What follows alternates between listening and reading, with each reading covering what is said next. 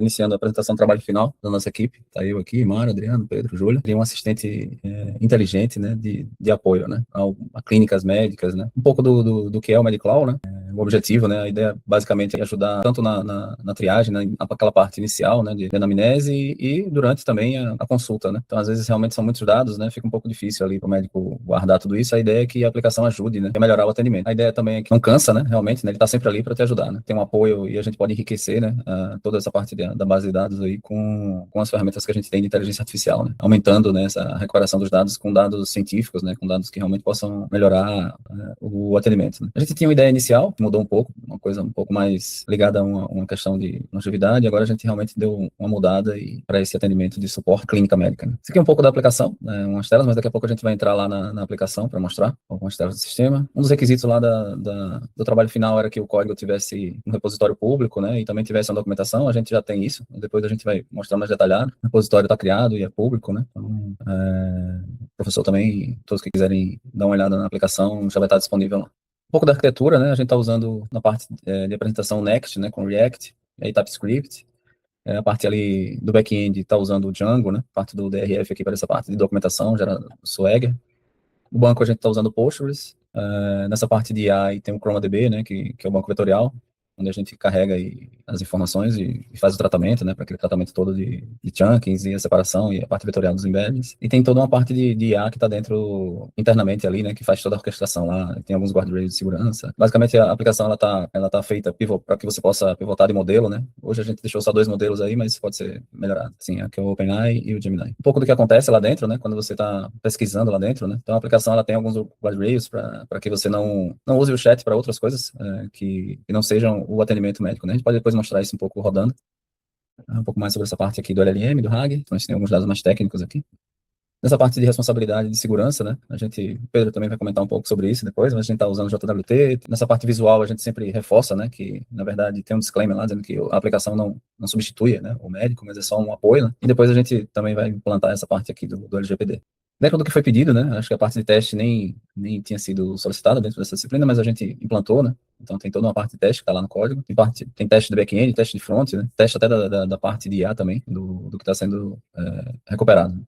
A parte de documentação, a gente tem uma documentação assim bem extensa, né? A gente usou um padrão BMED, né? Então, dentro da aplicação, a gente pode ver depois que essa documentação está toda lá. Então, tem toda uma parte de construção, né, que está sendo feita, que são uma referência ao provider, né, que aquela mudança, né, de IA. Os critérios foram pedidos. Aqui é umas lacunas, acho que toda aplicação vai ter, né, mas só relatando aqui. A apresentação vai estar disponível também, vou deixar a aplicação disponível, a apresentação lá disponível no repositório. É o que a disciplina pede, o que a gente entregou. Ele também vai dar uma passada nisso. Alguns endpoints de IA, endpoints de segurança, de validação de dados. E a equipe, né? Vamos dar uma olhada na aplicação. Essa é a cara da aplicação. Está rodando local aqui na minha máquina, nesse momento.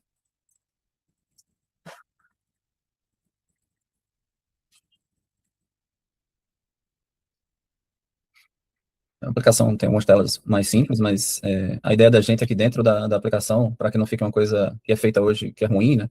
Que você cadastra, a gente vai tentar melhorar isso, mas com algumas expressões regulares, você consegue, a partir de um texto, já salvar o paciente, né? Por exemplo, esse paciente aqui, vamos usar um nome aqui fictício, Felipe, não existe aqui, mas nessa conversa, se alguém da clínica estivesse cadastrando, né, realmente o Felipe dos Santos aqui, e ele tem 53 anos, um pouco da anamnese dele, né, e nessa hora a aplicação já começa com algumas chamadas, né, de inteligência artificial, e usando um pouco de expressão regular, ela já vai cadastrar o Felipe e vai começar o atendimento, né. Tá? Se a gente for olhar aqui nos pacientes, o Felipe agora existe, né, e eu já tenho alguns dados do Felipe também, que foram carregados. A partir daqui também eu já consigo voltar para a conversa do Felipe e colocar alguns dados, né, para verificar um pouco a parte do conhecimento que está ali, do RAG. A gente só fazer uma pergunta baseada em um documento que a gente colocou, né.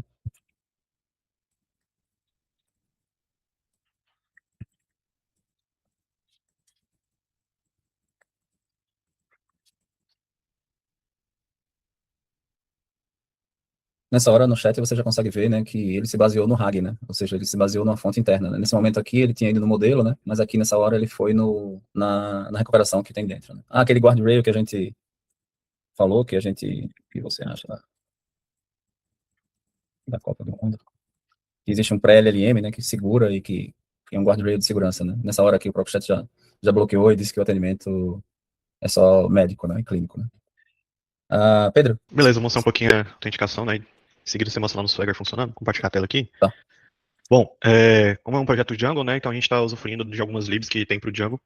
E pensando assim no início do projeto, uma implementação mais simples e que já traz um resultado muito satisfatório, a gente decidiu por usar o Simple JWT. Tá aqui. Cadê?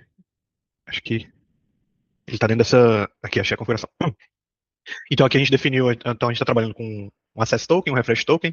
A ideia é que o usuário tenha uma sessão ali com access que precisa ser renovada, né, à medida que ela vai finalizando, e a gente tem um refresh token que dura um dia, o access dura 30 minutos. Então durante esse um dia, né, se o refresh não for trocado, ele tem um dia de sessão. Também pensando ali na parte de autenticação, né, nós criamos autenticação e criação de usuários, a gente tem alguns endpoints próprios aqui para fazer o registro do médico, a gente tem um endpoint aqui para login. Então, no momento da tela de login, quando o usuário informa as credenciais, a gente retorna uma resposta no corpo mesmo, passando o access, o refresh e informações do usuário. Hoje, essa informação está sendo salva na própria seção do navegador, né? Isso, inclusive, está citado ali na lacuna. Futuramente, a gente pensa em migrar isso para um cookie, que vai ser HTTP only, e isso já traz uma camada extra de segurança para a nossa aplicação. E aí, então, aqui a gente tem o nosso requisito, né, de autenticação do projeto. Também, né, a gente tem algumas validações aqui. Então, por exemplo, no momento que o usuário vai se registrar, né, a gente pega os dados da requisição e a gente passa para esse serialize, onde a gente tem algumas validações, né? Então, o usuário tem que ter aceitado o termo, a senha tem que seguir um regex, o e-mail tem que ser válido. E caso o usuário não cumpra, né, os dados da requisição não cumpra esses requisitos, a gente vai estar subindo uma exceção e esse registro, por exemplo, aqui vai ser barrado. Um dos outros requisitos que a gente tinha também para entrega é a questão do código poder ser usado em ambientes diferentes, né, para cada desenvolvedor a gente poder reproduzir o mesmo ambiente. Então, pensando nisso, a gente usou e adotou os dev containers, né? Então, aqui a gente tem a nossa configuração básica aqui do dev container, com algumas extensões e aqui alguns comandinhos de inicialização quando o container é terminado de criar. Aqui a gente criou um Dockerfile, que a gente está usando essa imagem da Microsoft aqui com Python, e aqui a gente já adiciona algumas coisinhas a mais. Então, por exemplo, a gente adicionou o Git, né, dentro do nosso container, e aí ele vai subir um compose. No nosso compose, a gente já está subindo um banco. Isso aqui é para facilitar, né, também, em vez de cada um ter que subir um banco separadamente ali, a gente já sobe junto do projeto do Dev Container o nosso banco da aplicação, perdão, o nosso banco da aplicação, que é um banco vetorial, e a própria aplicação, que seria usando essa imagem ali do nosso Dockerfile. Né, então, se eu pegar aqui, por exemplo, e abrir o projeto, aqui, por exemplo, deixa eu pegar aqui, isso aqui, e aí vim aqui fazer um attach to running container. Então eu já tinha subido aqui o Compose, né, com os dois serviços, e aqui eu fiz o attach. Então ele já vai abrir o projeto que está rodando dentro do container, né? E como a gente configurou ali no nosso dev container para inicializar já rodando o pip install, então já vai botar todas as dependências do Python, e a gente já faz um manage.py migrate, né? Então ele já vai subir ali as tabelas iniciais da aplicação. Aqui a gente fez um versionamento simples ali das nossas URLs, né, pensando, vamos dizer assim, que a gente pode trabalhar com feature flags no futuro, no front-end, e à medida que a gente vai tendo mais de uma feature flag ao mesmo tempo, né, então seções da aplicação que estão liberadas e outras não, a gente consegue versionar as nossas APIs com V1, V2 e por aí vai. Fora isso, a gente também tem o versionamento de código, então, deixa eu pegar aqui, que eu tenho que inicializar o SH. Aqui, pensando também em versionamento de código, né? Nesse quesito aí de poder reproduzir o nosso código em diferentes ambientes. Em vez de a gente ficar compartilhando o arquivo via Drive, alguma coisa assim, a gente usa o Git. Inicialmente a gente estava usando o GitLab, só que aí, por limitações lá da versão free, a gente acabou optando por migrar para o GitHub. E eu acho que é isso. Pode voltar para tu, hein, Luciano. Só dar uma passada rápida, né? Porque eu acho que tem uma restrição também do tempo, mas basicamente a documentação está toda disponível também aqui no Swagger, né? A gente pode ver aqui algumas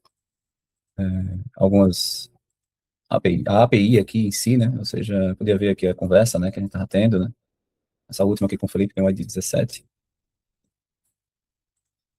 Nesse caso, a gente vai ver que a gente não passou, né? O token, né? Então ele não vai disponibilizar, né? Eu teria que pegar aqui pelo Beggar e autenticar lá na documentação. Swagger.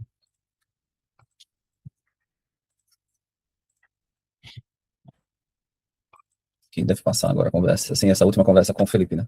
E essa, inclusive, é uma dos pedidos, né? Ou seja, de algumas das implementações que a gente disponibilizou, né, com inteligência artificial, e a aplicação é essa, e a equipe trabalhou todo mundo desenvolvendo, né? Sempre uma parte, sempre. E é isso. Obrigado aí, professor. Obrigado a todo mundo.